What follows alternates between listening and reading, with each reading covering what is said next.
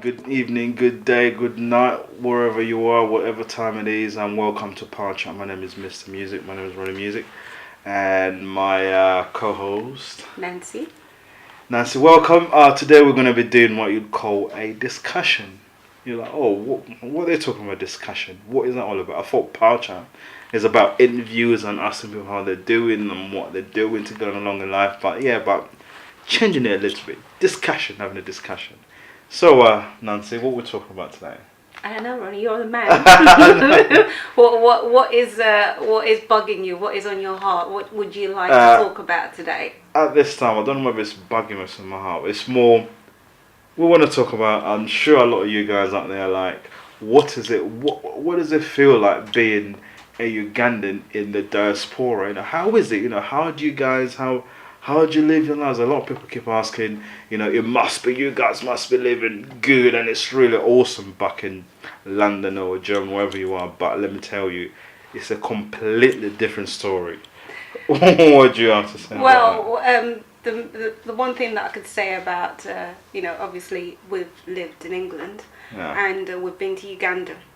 And the standards of living in Uganda, if anything, I think are much better than what we have over here. Yeah, no, actually, you mean standards or lifestyle? Lifestyle, my apologies. Oh, okay. Because, in Uganda, I find that people have more of a relaxed lifestyle. It's very leisurely, if that's the right word. Yeah, but they've got more of a social life. People, one thing that I can always say in Uganda, people always have childminders, and you don't realize the difference that makes to have a childminder. You can still get on with your life. In England, you'll be lucky. There are some people who do have childminders, but it's not as easy. You would hear of people having 6, 7 kids, 8, 9, 10. In Uganda, but in England, to have that many kids, you'll be paying a childminder for each one of those kids to be taken care of. You hear of people saying they want to come to England because they want to, to make loads of money. But when you've got kids in England, it is difficult. You can't have a social life. You have to pay for every single child separately. When I go to Uganda, and I feel passionately about this. When I go to Uganda, I'll see all these girls looking really glamorous, looking nice, and then you speak to them and their kids are being taken care of at home by the maid. Yeah. You don't start having 6, 7, 8, 9, 10 kids. It is not, because you have to pay for childcare for all of them. Yeah, but it's not a phenomenon where people have child after child after. Back home, you've got your grandparents, you've got your aunties, you've got your uncles. Plus, it's cheap. Labor is cheap. Mm-hmm. You can get a house girl, family to help you. Yeah. Well, if either that or you can get a housemaid, a house girl, house wherever it is. Mm-hmm. You can get them now. If they don't like them, see you later. Get someone else if you don't like them. See you later. It's quite easy. It's as easy as that. Anyway, we'll see you after this break.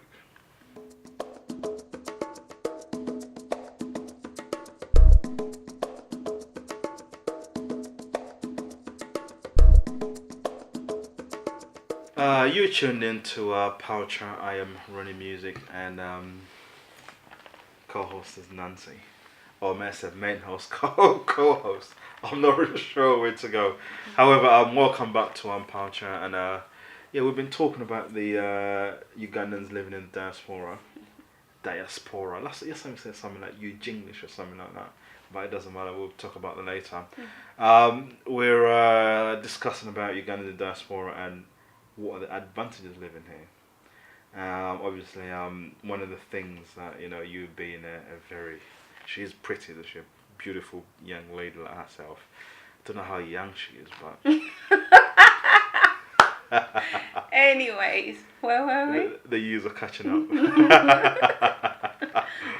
What's the difference? Do you find that we're all the same? We just all want to look the same, we all want to talk the same, or sort of find the same person, or what do you say? Well, everyone is different, but I find that it depends on maybe where someone grew up sometimes, and I'm not generalizing everybody, but I find that with the girls that grew up in Uganda to a certain age, and the girls that have grown up here, the girls that grew up in Uganda tend to be more money hungry. Well, would you blame? But then you get girls who are money hungry wherever you go. Definitely, but I'm not saying, Yeah. I'm not, as I said, I don't want to generalize everybody Yeah. into that bracket, but I find that with the girls that came over a bit older, Yeah. they tend to be more money focused. The guy has to have a nice car, he has to have a good job, he has to be able to buy her drinks or food, Yeah, everything, pay for everything. Yeah, but isn't that every girl's dream? No, though? that's every girl's dream. Yeah. But I find that some, not all of them, are not willing to do anything. The only thing they are actually willing to do, the main thing that they're willing to do, is to look absolutely fabulous and make sure that their image, their look gets them whatever they want, you know. But when it comes to trying so hard to get a job, get educated, or try and make some money, some girls just haven't got the interest, but they are looking for that millionaire or tycoon, as they say, to take care of them. Sugar daddy. Yes, sugar daddy as well. Let me just say, I am a sugar daddy. No. I'm only joking. Anyway, yeah, I see your point. However, I gotta say, it's not all girls. No, I did say it's that. some. However, I want to ask you a simple question for yourself. Yeah. No. Are you one of them ladies? No, because this is not about me. In general, this is not about my personal life, so we're not going to go into that. But if we were to go into my personal life, okay, fine, definitely not. Because I would like to think that I am an independent woman, so to speak. Yeah. But I don't want to go into myself. I'm just talking in general about girls. Well, if you don't want to be personal, I'm going to be personal. Because I like to, people feel like I'm not going to give him some nonsense, as in just talk generally. Just to let people know that a lot of things I'm saying, a lot of them are going to be personal to me. Okay. Because then if I'm more personal, somebody out there might relate. Rather than generalising sometimes. It's good to generalise. Yeah. It's not bad. Yeah. I mean, I'll say, talking about the girls in the diaspora, I say women are women. Whether you're in London or in Uganda, it doesn't matter. Yeah, but then... However, I'll probably say the women in Uganda, because maybe they don't have... You're right, as I said, it's more financial. So if they see someone with a little bit of money, or you've come from abroad, they might just chase you a bit more than they would chase you. You might just get a few more people saying, here's my number, give me a call, blah, blah, blah. However, you still get it here as well. And you still get women who would chase men. Because women are doing it nowadays. Yes. And then you get, on the other side, you also get men who chase women. Or maybe are we fighting the law of attraction? Right. Fair enough. Right, ladies and gentlemen. You will get men that are willing to part with loads of money because the girl looks beautiful. They might be Ugandan, they might be from a different country. But if a man is willing to do that because he feels that the girl is worth it, well then fine. But I will tell you this, when you get people going to Uganda, especially in December, right? You'll get guys from England going to Uganda in December, and they will have worked the whole year round to go to Uganda for 2 weeks, right? And live like a king, or and splash their money around. But one thing you have to remember, they've worked all year round just to come to Uganda to spend that money. And you guys live there and live that life all year round. He works nearly 365 days, just to make that money so he can come and show off. Whereas you're living that life. So who is the idiot there? Or who is the clever person? Yeah, but who cares? he or she, women do it too, you know. Yes, yeah. But men do it more. Maybe women do it more, but they're so discreet. What did they Kuba chair your proper? They come they come to they come we work all year round. All year round, just to come and show off. She said something, you know, just to come and show off. But don't forget that once we've shown off for those 2 weeks, after that we're back to working 8 o'clock till 6 o'clock. Sometimes it's 12-hour shifts, you know, just to have 2 weeks in Uganda to show off that people, you know, that we're living a good life. Don't be fooled. We're not. It's true. Unfortunately, Nancy isn't. I am. Yeah. I am. I'm living a good life. When I come to Uganda, I will come for 2 weeks and I'll be showing off. Yes. And then come and slave away for another 360 days. Welcome back to Power Chat. My name is Ronnie Musik. I'm with Nancy. However, we did mention earlier on that Nancy has got a second name. People ask me, what is it with you and my second name? Well, people say, so why have you got music for? Because I like music. It sounds nice. Nancy Talk. Because I like talking. Yeah. she has got a second name, however, she doesn't want to say it on live on air because just in case it's too difficult to pronounce. Is it too difficult to pronounce? Anyway, as we were talking earlier on, we were discussing stuff that is going on in the diaspora, some people call it. Ronnie, where were we? We were talking about how it feels to be a Ugandan, I'm not going to say citizen, because some people have given up their citizenship and they've taken on the citizenship of where they are. You know, you've got a lot of Ugandans who are in America, France, Germany, you name it, and they're now German citizens and they've given up their citizenship. You're gonna ask me, have I given up mine? Well, the question is, well, I'm Ugandan. You know, you're Ugandan for life. You know, it doesn't leave you. You know, it stays with you for the rest of your life. Yeah. You know, the funny thing is that I find that people are Ugandan until they have to present their passports in certain places. Then all of a sudden they are British or American, you know. but when it comes to anything else, then all of a sudden, oh, I'm not Ugandan, I am British, or I'm American, or I am from Germany.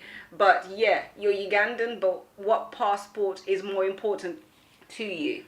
I'll probably say it depends where you're traveling to. If you're traveling to France or within the European Union, if you've got a UK passport, yeah, good for you, because it's easier to travel. You know, you don't have to apply for visas and apply for this and apply for that. Start explaining yourself, oh, I'm this and that. If you've got it, you know, good on you, why not? So when you turn around and you say, well, I'm Ugandan, are you talking about what are you talking about? What do you mean? I'm Ugandan as in I practice my Ugandan culture, or I practice Ugandan in whatever country I'm living in? I don't understand what you're saying.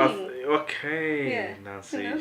She's taking it personally. No, because it's only when it's relevant to whatever the situation that you're, whatever nationality that you are. Why not? Okay. Why shouldn't we? Why not have it when it suits? Okay. I mean, I'm quite happy to say any other nationality. However, being Ugandan is more for identity, for your identity, and to know where you come from, and to just know where where you're going. Because you know, at the end of the day, you know, it doesn't matter. You're still African or Ugandan.